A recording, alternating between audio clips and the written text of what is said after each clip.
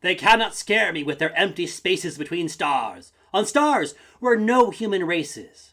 I have it in me, so much nearer home, to scare myself with my own desert places. Robert Frost, Desert Places. What's going on, YouTube? Michael R. Schulteis here, author of The Rossavall Saga, which you can see, as always, on the shelf behind me.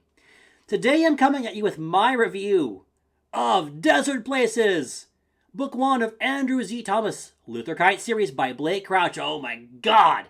I finally pick up a Blake Crouch book after listening to Mike of Mike's Book Reviews talk about him for a long time and how great he is.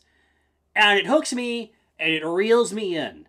This is a dark, creepy, psychological thriller and I loved it. So our protagonist, Andrew Z. Thomas, is a successful author. He's got some books out, things are going great. Then he discovers a note in his mailbox. And the note tells him, there's a body buried on your property.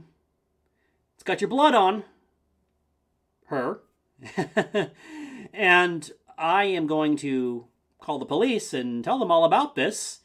And where to find the murder weapon. There's a paring knife missing from your house, you'll notice. Tell them where to find the murder weapon in your house.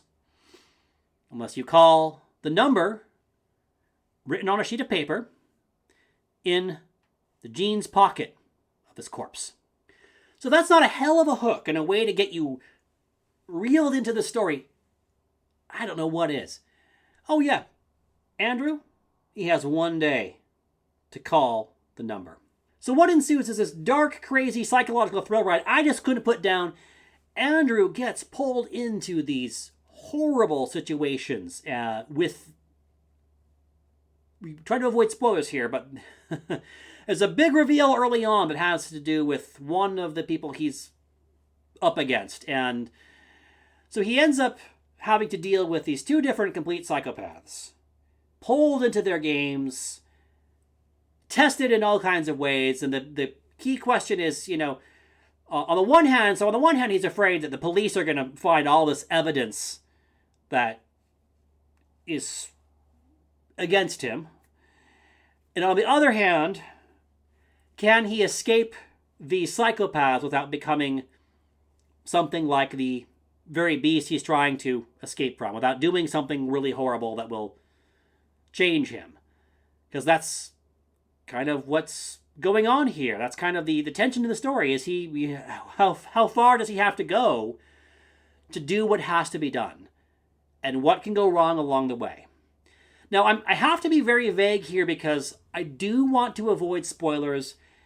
And there's a real doozy of a twist that affects the rest of the book.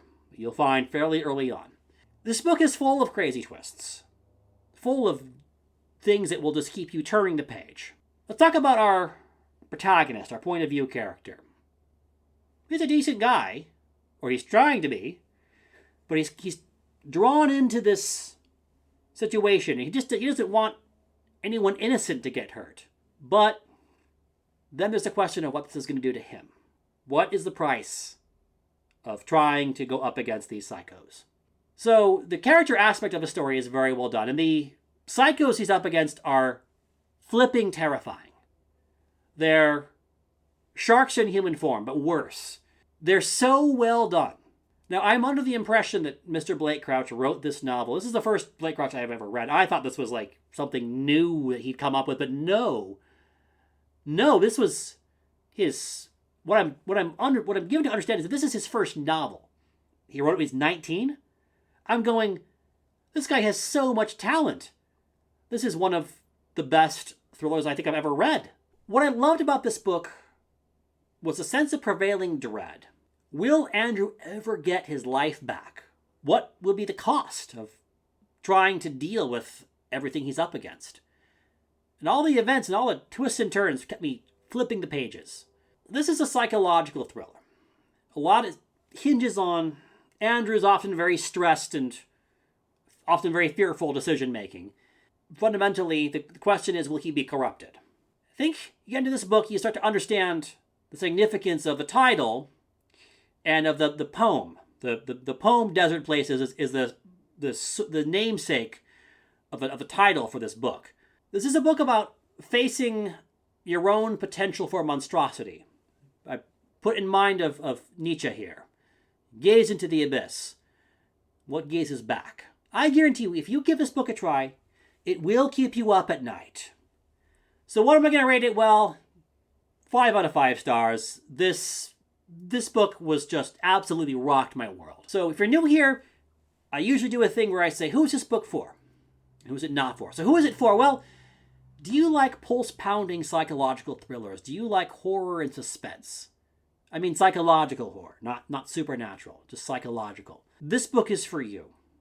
Get it. It's dark, it's creepy, it's going to reel you right along to figure out what happens next, and you won't be able to put it down. Who is it not for? Well, it's pretty dark. Some very bad things happen.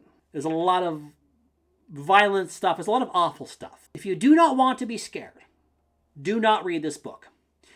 If you do not want to read about genuinely appalling things happening to innocent people, give this one a pass. So how about you? Have you read Desert Places by Blake Crouch? Have you read any other Blake Crouch? Let me know in the comments. And hey, don't forget to like and subscribe. It really helps to grow the channel. Thank you so much for watching, and I will hope to catch you on the next video.